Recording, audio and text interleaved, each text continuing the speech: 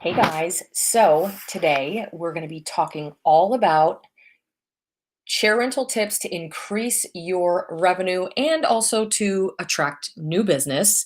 So I'm going to go down the list. I have some really, really good tips for you, and I'm also going to attach a worksheet or two for you to kind of work through all of this and make sure that you are um, committing to doing some of these things. It's so easy, right? To say and get excited when you're in a workshop or when you're taking a class like this. But really, what truly matters is what you apply when you go back into your suite or to your chair rental salon.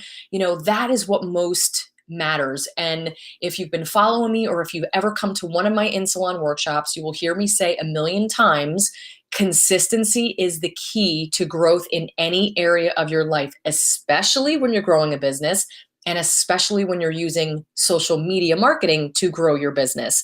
So I'm going to run through this list and I'm going to give you guys some really cool tools that you can start to utilize behind the chair and start to really grow your business. So first things first, let's talk about referrals. So let me scroll through here. So I want to hop to this page because there's so much back and forth about referrals and how much you should do and percentages and all this stuff. And I just want to break it down super simple. And I want to tell you what worked for me after having probably 2 or 3 failed referral programs, and also what is working for other salons in the business. And I also took a couple really amazing business marketing classes for salons.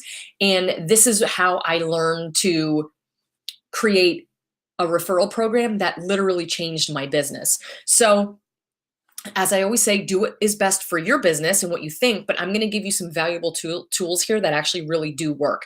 So, okay, you have 2 options for referral programs that truly can work to build your business. Number 1, I want you to make sure that you actually have referral cards that you're handing out. You should not just be telling the client that you have a referral program and you have nothing tangible to give them, especially if they're out in the grocery store or the mall and somebody comes up to them. You want to make sure that that new person has all of your information. So you can go on Vistaprint, you can go on Moo, MOO. I will attach links for you in the PDF that you download. There's places that you could get business cards super cheap and in cost. I would say super cheap in cost, but I'm kind of a stickler when it comes to business cards and card stock.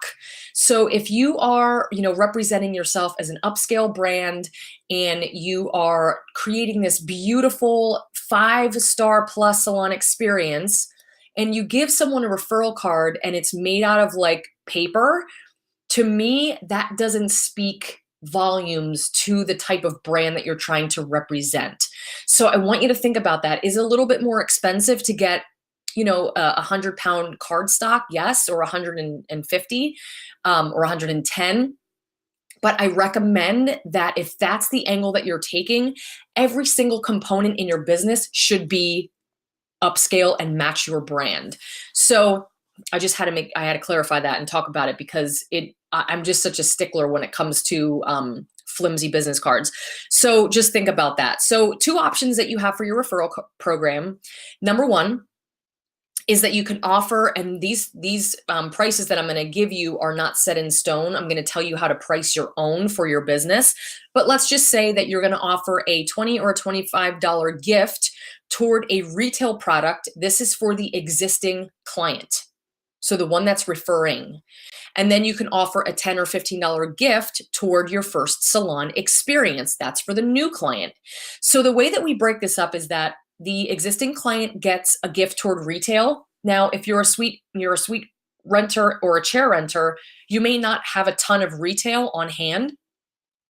I recommend that you have retail. I think it's crucial in order for you to be considered, a professional business owner. You should have a brand that matches your a product line that matches your brand.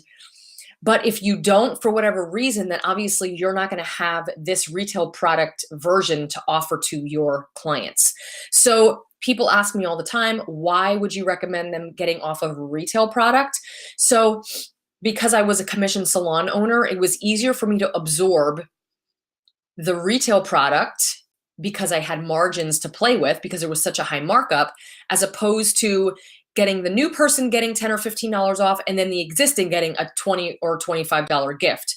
So it just saved me in, in my revenue and what I was deducting from my business. So if you have retail, I recommend that you really try to encourage your clients to, if obviously if you have this retail program, you're going to talk to them about retail. What it does is it actually boosts your retail services, because now, little Sally that never used to use dry shampoo, and maybe that's something that she wanted to try because she's getting it almost for free.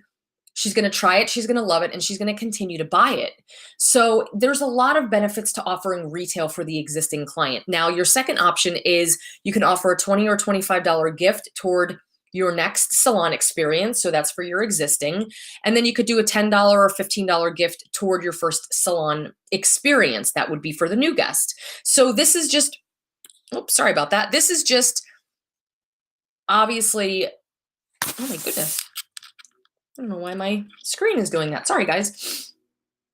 Obviously, this is just based on doing, both of the clients, the existing client and the new client, are actually going to save money on their services. So honestly, most suite renters and suite owners and chair renters, they actually do this right here because they're not carrying a ton of product, and you have to be stocked with product in order for you to offer this retail. If you're going to do it this way, you have to be stocked on product. So let's talk about the actual discount itself. Now, this is what I want you to do. I want you to pull your average ticket for your business. You could pull it for the entire year, you could pull it for the last 6 months, but you're going to pull your average ticket. And you do not want to offer more than 20% of your average ticket in any promotion, especially for referrals. So if your average ticket is $100, then you're not going to be offering more than a $20 gift toward the existing client's experience or their retail. So it's 20% of your average ticket. And that is for the existing. Now, if you're going to run new guest promotions, if you're going to run something like that on your website, any kind of promotion that you're doing to get them in the door, never do it above 20% of your average ticket. I see some of the craziest promotions and discounts. What you don't want to scream is desperate. You're not desperate. If you're doing $50, $75, 40% off, 50% off your services and you're a suite renter, it looks desperate. And you don't have to discount that heavily.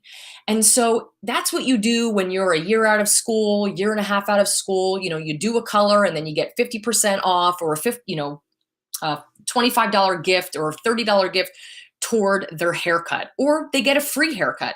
That's something that you do when you are 30% booked. But when you're a suite owner or a chair renter, you're probably, I would assume and hope that you're 50% more or 50% booked at least. You should never, ever be offering $50 off, $75 off, 40% off. I see this all the time, and it just hurts my soul because you're really then operating from a space of fear. And meaning the fear is, oh my God, I don't know how people in my chair, I don't know how I'm going to pay my bills. That's what it looks like. So keep in mind, you're seeing me offer and throw this word out, say gift. Again, if you're an upscale brand, if you want to position yourself as such, instead of saying $20 off, $25 off, it's just a play on words. A gift sounds so much better than off because then it correlates that to a discount. Another thing I want to add about referral programs, and this is so important. I spend so much time on this because this is one of the top ways that you are going to grow your business. There's a lot of ways in marketing that you should be working, a lot of different angles, but this is one of the top two, this and social media marketing. You need a couple different marketing avenues, but I want to focus on this because this is so incredibly important. I've seen stylists build their book in a solid year, fully booked, on referral programs. Of course, they're networking, they're getting out there, they're shaking hands with people, their Instagram, their Facebook. They're doing all of those things, but the majority of them are coming from referrals. So here's my other tip for you. Offer a dollar amount and not a percentage. So the reason why we do this is because, let me put it to you this way. If you're offering a referral program and it's, say, 20%, okay, and a new client comes in and they get a balayage for $300, balayage, haircut, glaze, the whole shebang. That is $60 off their service. In my opinion, that's way too high. You want to be able to cap yourself, because that way you're not giving services away. Someone's going to come and see you for a $20 gift or a $25 gift. Yes, they're going to come and see you. You don't have to go, you can't scale your business if you know that someone who spends $200 is going to save $40, and if they spend $300, they're going to save $60. It's too hard to scale your business. I'm all about giving, because I believe that you need to give to get, right? However, don't sell yourself short. So that's why I do not recommend using percentages at all when you're doing referral programs. Stick to a dollar amount. The other reason why is because when you have clients coming in or they're thinking about coming to see you, if they have to do the math and bust out their calculator and figure out how much I'm going to save because they don't know how much they're going to spend and all this, it doesn't make it fun for them. If they know they're going to get a $25 gift, boom, they know exactly what they're getting. They know what the experience is going to be. And they know, because you're going to talk price with them in the consultation, they know exactly what they're going to be saving. There's no calculator. There's no figuring. There's not wondering if I could afford it. They know exactly what they're going to be saving.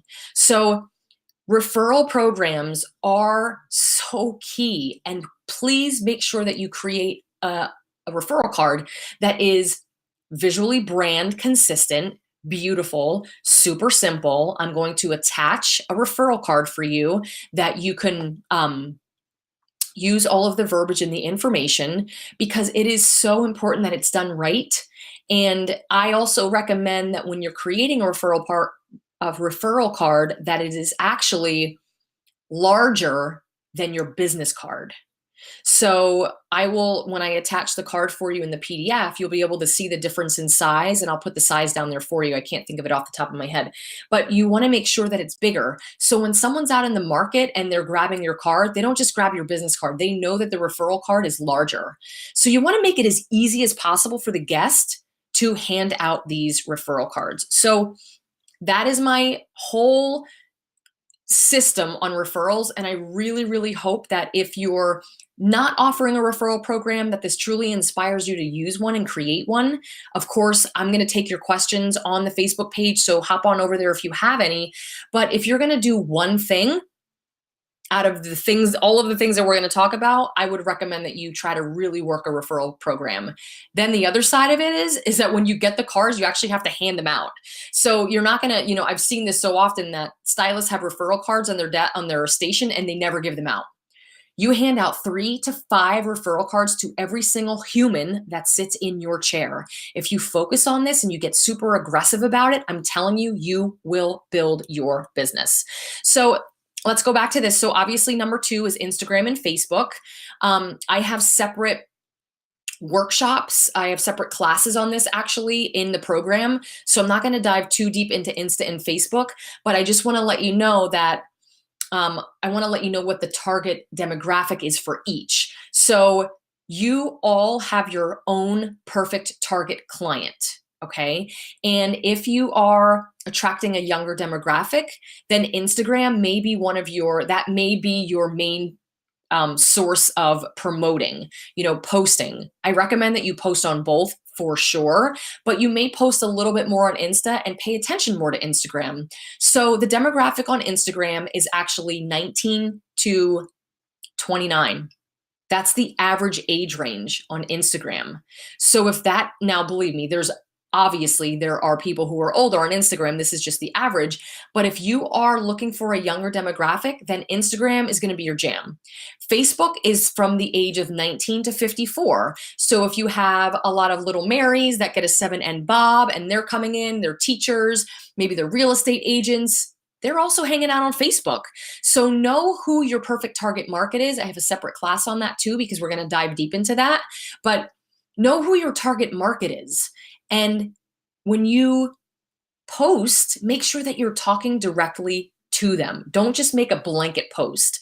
If you are posting from Facebook to Instagram, if you have the hashtags in your post, I recommend that you obviously put your hashtags in the comment section, because some of you are sharing your post, and if you're putting swipe left, now I believe that you can actually swipe left on Facebook.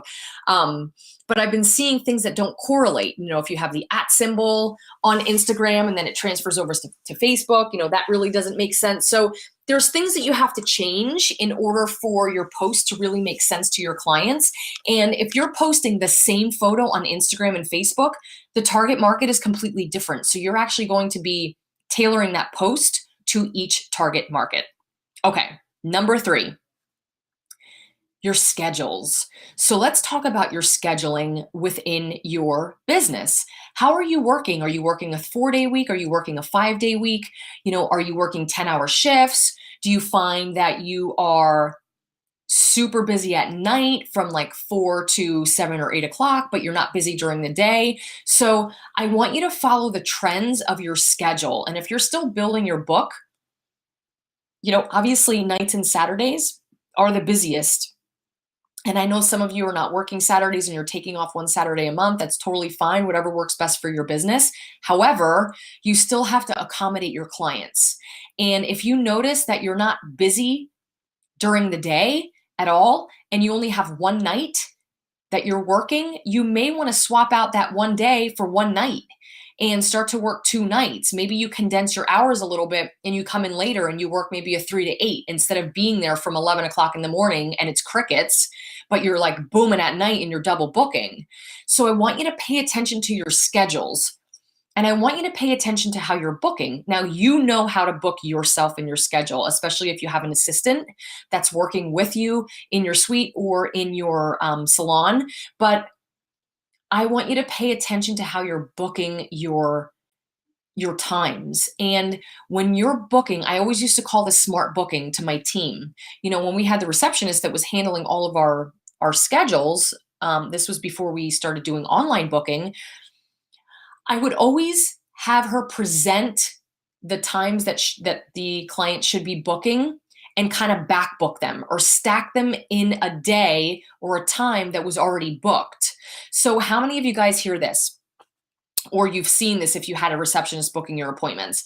Sally says that she wants to come in 6 weeks because that's what you recommended to her. And then the receptionist looks at the book and she says, okay, I can do, when do you want to come in? Well, okay, you want to do 5 o'clock that day? Perfect. Now, when you go back and you look at the book, you see that all of your appointments for that particular day are in the morning from 10 to noon.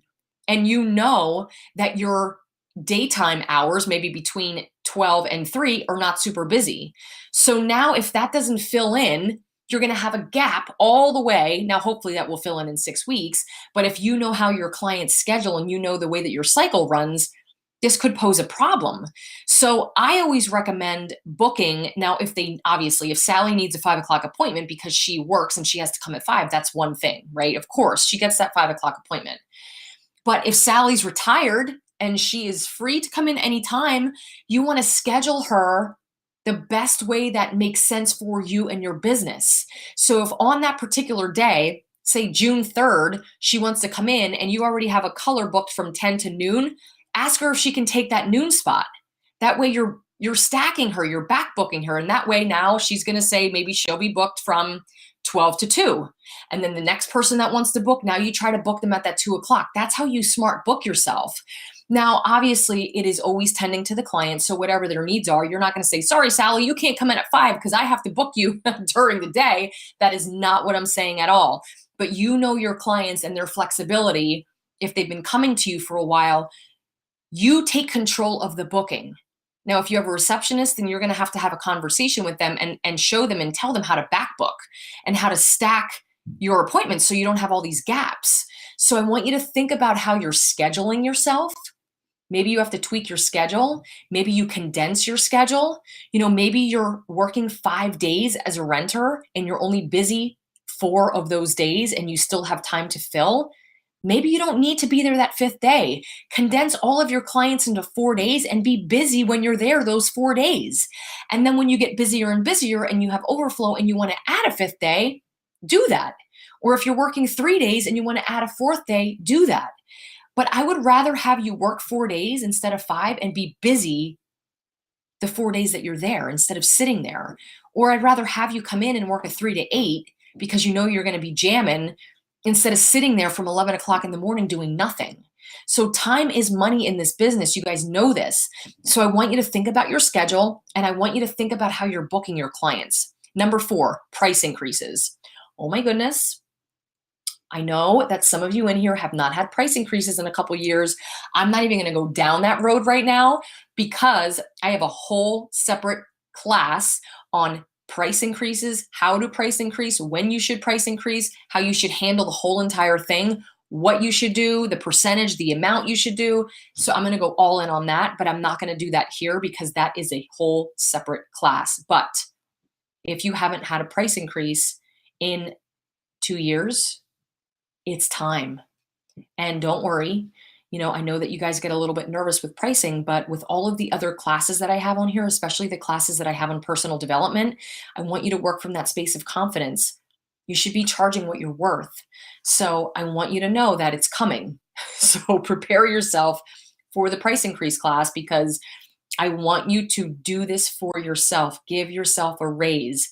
You can give yourself a raise without adding another client in your chair. If you have a $5 increase or a $10 increase and you're doing, 30 clients a week, do you think that's going to make a difference? Absolutely, it's going to make a difference. Every single dollar counts. Okay. Packaging your services. All right. So hold on. Let me go in here. Packaging your services. Here's the deal on this. So there's a couple reasons why I want you to package up your services. So especially your balayage services and your highlight services when you know that your client's is going to need a glaze or a gloss. Like hands down, every time they should be getting this done. Don't give your client an option to get a haircut or a glaze. Include it and do not discount these services because they're being packaged. But the reason why I want you to do this is because I want you to think like a client for a second. So say that you were a client sitting in the chair and you had a stylist in front of you telling you, well, if we do the balayage today, it's going to be $175 and your glaze is going to be $30 and then your haircut is going to be $55 and then your conditioning treatment is going to be $20. And they're like, oh my God, just tell me what I owe you. You can break it down for them. If you feel that it's necessary. Some stylists feel that it's necessary to break all of it down. I just feel simplicity is the best way to go about it, but also explaining to them what they're getting for the value of what they're paying. So it's not like you're going to just be like, whoop, okay, it's going to be $185 today, and they have no idea what you're doing. You have to communicate with the client and let them know what you're offering them and what they're getting for that $185. But I have found that when you give a client an option, guess what they're going to do? They're going to opt out. So if you say, well, if you get a glaze today, it's going to be $30. Then we're like, nope, I don't need a glaze. I don't want a glaze. I don't need a gloss. No, I don't want a haircut. And don't give them that option. So when you package your services, you can do a balayage, a glaze, and a haircut. Boom, all one service, all wrapped up into one. So that way, when you price this, and obviously in my pricing worksheet where it shows you how to price your services because you're pricing them, for your time, you're going to actually charge your worth. And you're not going to allow the client to walk out without a glaze or a gloss when you know that they need it. And that's just bad business. You want to make sure that you're always taking care of your clients. Now, obviously, if they lift and it's beautiful and they don't need a toner or a glaze, they probably still need a gloss to shine it up and seal it down. So yes, they need that. And so I want you to get in the habit of packaging these services together. So then if you have a client that says, oh, well, I don't need a haircut. Okay, great. Well, then our balayage, our gloss, and our blow dry is this price. This is already included in the service. And if they say, I don't need a blow dry, yes, you do. I'm sorry, but I really don't offer that because I feel that the only way for me to give you an outstanding salon experience is for me to blow dry your hair and see the finished look. And I personally don't let anybody leave my chair wet because that's my reputation. That's how you handle that. That's coming from a space of experience and being an expert. And if that makes you feel uncomfortable, then I recommend that you practice that in the mirror. Have a script, practice these things to yourself until they become natural. You are in charge behind the chair, and really whatever you say pretty much goes, right? Of course, you're going to listen to your client, but don't give them an option. And you know what? Sometimes people don't need a haircut. Like, I totally get that, especially if you have, someone coming in for a root touch up all the time and they just don't need a haircut. If you package those services together, that's totally fine, but they still have a blow dry fee, a styling fee, and then you wrap that into the package. They can't walk out unstyled with a wet head. So the other thing I don't want you to do is say, okay, so I'm packaging my services together, so now I'm going to discount them. No. You're just wrapping them up together in one little lump sum with a pretty bow, and you're presenting it like that to your client. So please don't get in the habit of packaging services and say, okay, well, if you get this, this, and this, then I'm going to give you $15 off. No, every single dollar counts, especially when you're a renter, because you have all of these expenses that you have to take care of. And you have to make money because this is your career. This is how you're surviving. So I just ran some numbers for you. And I ran them because I want you to see the money that you could be missing out on if you allow clients to opt out of their services. So, okay, say a client opts out of a haircut. They never get a haircut and they don't want to get a haircut, and you know that they need a haircut because their ends are totally fried. It looks like someone's been chewing on them and they need a haircut. If you had 20 clients that opted out of a haircut at $55, that's $1,100. $1,100. Okay. Now, if they opt out of the glaze, say your glaze or your gloss treatment is $45. If you have 20 people who opt out of that, that's $900 lost.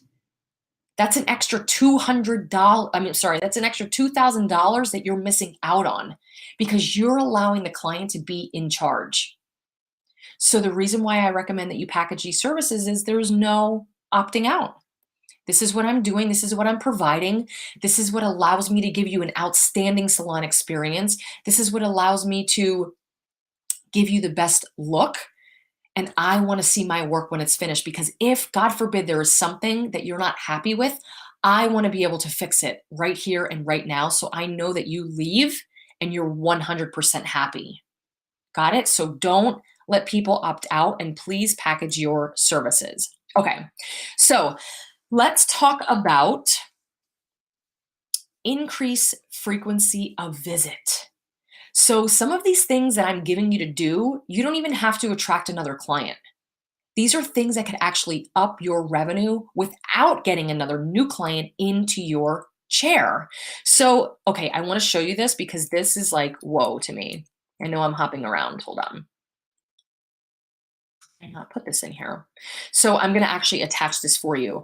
But for some reason, I don't have it here on my slides. But increasing the frequency of visit. If you increase someone from, I shouldn't say increase, if you decrease and have them come in more. So if you have someone on a 6-week cycle and you decrease them to, coming in on a 4-week cycle, obviously only if they need it, if you know that the 6 weeks is just not working out for them, and you increase that, guys, over time, depending on what your average ticket is, and depending on if you're upselling them, if you're adding on services, so obviously your complete average ticket, you can make anywhere between $3,000 and $5,000 more a year just by increasing the frequency of visit. That is huge. And I'll make sure that I break all of this down for you so you can see it on your little cheat sheet. Because I want you to get in the mindset of knowing that every single dollar counts and everything that you talk to your clients about has a purpose. And if you know and you kind of sense that Rachel is your client and she's coming in 6 weeks and she's like, I don't know, I feel like I need to come in sooner. Perfect. You're going to come in 4 weeks because that's what I feel. I feel like you need to come in 4 weeks. If you can get 10 or 15 clients to do that, that's an extra $3,000 to $5,000 a year that you will be bringing in. Guys, this is big money. So increasing the frequency of visit is huge. Number 7, upselling in between services. So this is how this works. So I know that there are a lot of balayage artists and people who specialize, stylists that specialize in balayage taking this course. And I know that it's harder for you, obviously, not harder for you, but you have a longer span of when your clients actually come to see you. They may come to visit you every 3 to 4 months. So what happens in between? Obviously, to fill your book, you're going to need a lot more clients to fill your book because you're seeing them less and less. But what I want you to focus on is upselling them to come back in between their service for a refresher. You can offer them a partial balayage. You can offer them a face frame balayage. You can offer them a glaze or a gloss treatment in between. And you can also have them come in for a gloss and a haircut. Because who wants to go 3 or 4 months without having a haircut? So you upsell them before they leave. So obviously they're booking their next appointment. So, okay, Jennifer, yes, we're going to see you in four months because I know that's when you love to come back in. But I want to let you know that as this grows out, if you want to be freshed up, in between your service, if you want to be freshed up around your face, or if you start to lose that shine, that luxurious shine that you have right now, which I know it's going to happen over time, I would love to schedule you for an interim appointment. That way you can come in just for a gloss, just for a blow dry, just for a haircut, whatever you feel you need to make sure that you can maintain what you have right now. So it's not the whole kit and caboodle, but it's just kind of like a maintenance service. If you can schedule those guys in between your 3, 4, 5 month balayages, I'm telling you, game changer. You should be doing this to every single balayage or highlight client that you have because especially your blondes, like the blondes get so dull, especially over the summer months. They should be coming in 4 to 6 weeks or even 4, 5, 6 weeks to have a gloss treatment or a glaze to shine them up again. Even deep conditioning treatments. This is the stuff that you should be recommending to them so you don't see them, so you not see them for 4 or 5 months. It's too long for them to go on without seeing you. Now, last but not least, I know you guys know all about add-on services. I've probably talked about this a million times, but I want to make sure that I drill this in your head because it's so easy to get complacent. And I know because I was a stylist behind the chair for almost 20 years. And yes, I would get complacent and I would get stagnant and I would not offer clients add-on services. And then I started to really pay attention to the money that I was losing. And I was like, this is not happening.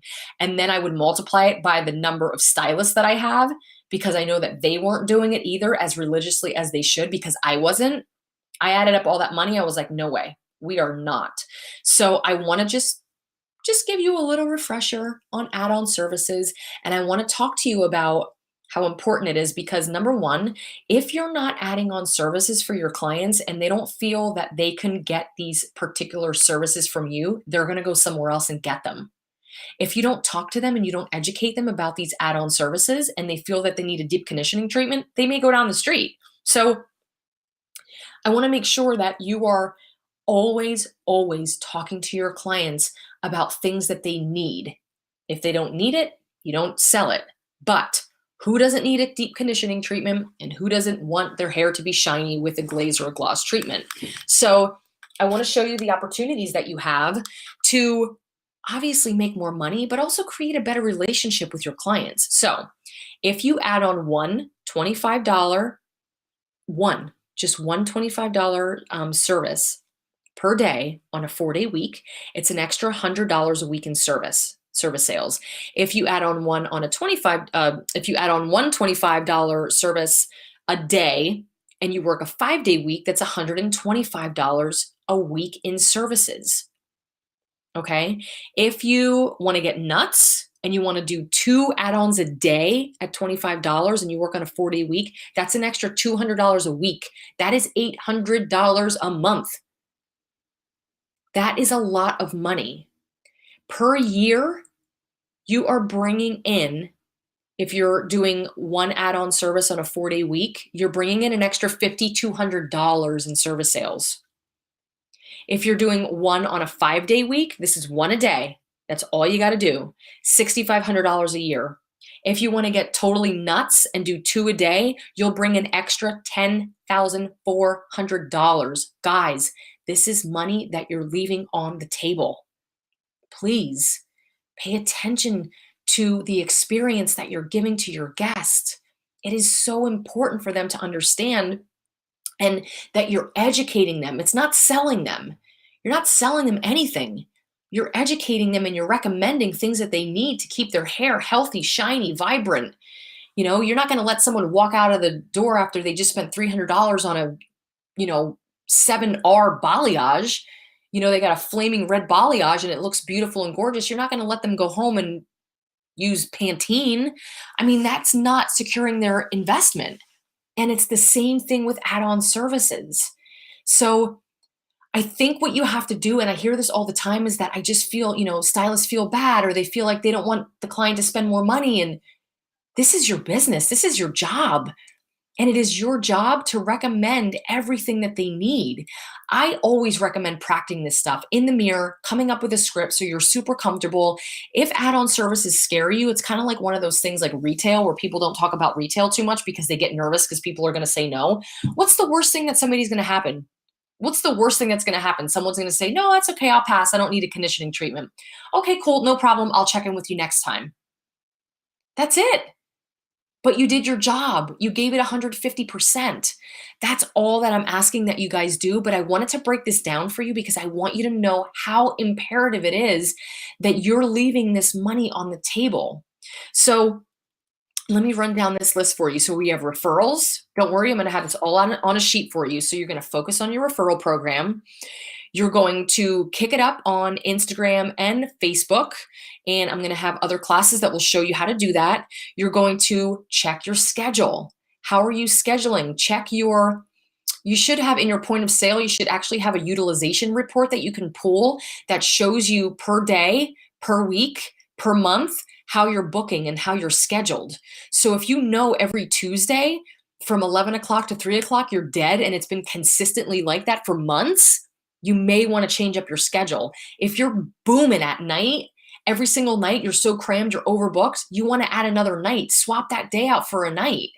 I know that you have families and you want to be home. I totally get that. But if you're only working one night, it's really, really tough to accommodate all of your guests, especially if you're looking to be a 6-figure stylist. And that's obviously when you get an assistant. Number 4, price increases.